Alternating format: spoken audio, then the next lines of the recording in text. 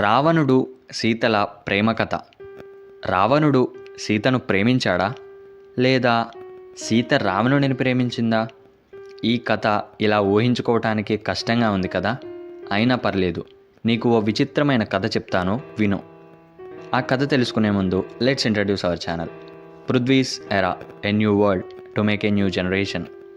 నిజానికి సీత రావణుడిని ప్రేమించింది అట. అవును, నిజమే. రావణుడు తనని బంధించి తీసుకొని వచ్చినా తనతో అమర్యాదగా ప్రవర్తించలేదు, బలవంతం చేయలేదు అనే కారణం సీతకు బాగా నచ్చింది అట.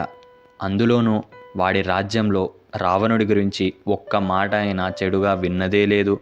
అతడి విజయాల గురించి, అతడి కీర్తి గురించి సామాన్య ప్రజలు కూడా చాలా గొప్పగా చెప్పుకునేవారు. అంటే అతడు రాజ్యాన్ని అంత బాగా పరిపాలించాడు. మరి సీత విషయానికి వస్తేనే తనకి ఏమీ అర్థం కాలేదు.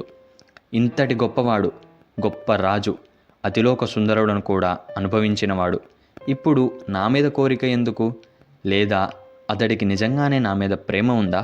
అందుకే బలవంతంగా ఆయన నన్ను తాకకుండా తీసుకువచ్చి నా ప్రేమకై వేచి ఉన్నాడా? ఇలా సీత ఆలోచిస్తుంది. ఈ కథ వినడానికి కొత్తగా ఉన్నా బాగుంది కదూ. ముగింపు ఇంకా ఆసక్తికరంగా ఉంటుంది, చూడండి. యుద్ధకాండలో రాముడు రావణుడిని హెచ్చరించినా అతను నన్ను అప్పగించలేదు.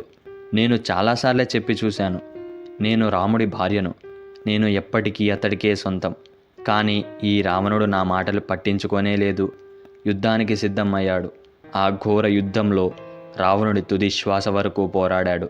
నా కోసం తన ప్రాణాలను కూడా లెక్క చేయలేదు. ఆ చివరి క్షణం కూడా ఓటమిని ఒప్పుకోలేదు.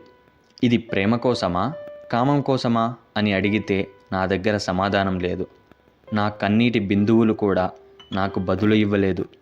రావణుడు మరణిస్తే, ఆ యుద్ధం ముగిశాక నా రాముడు నేను ఎవరి కోసం అయితే ఇంతలా వేచి ఉన్నానో ఆ ధర్మ పతి, ఏకపత్ని వ్రతుడు అగ్ని పరీక్ష అనగానే నా కన్నీళ్లు ఆవిరైపోయాయి.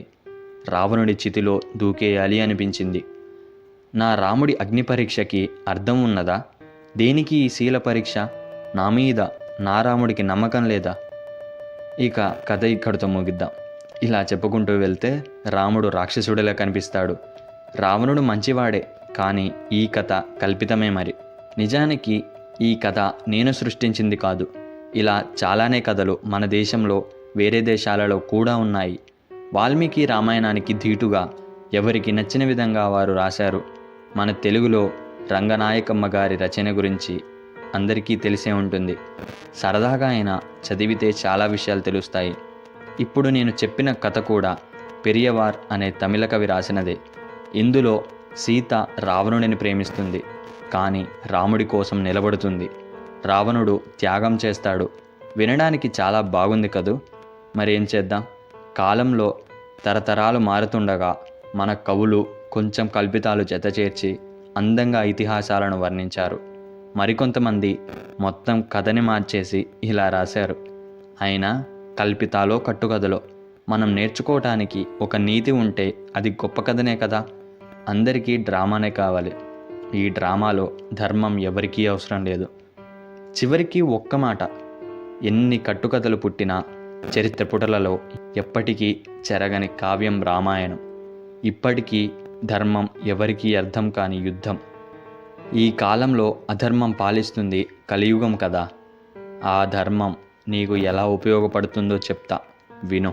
ప్రేమకి కామానికి, స్నేహానికి త్యాగానికి, బలానికి శాపానికి, కోపానికి కన్నీటికి, బాధకి బాధ్యతకి, చివరికి అధర్మానికి కూడా ఆ ధర్మం పరిచయం చేస్తా.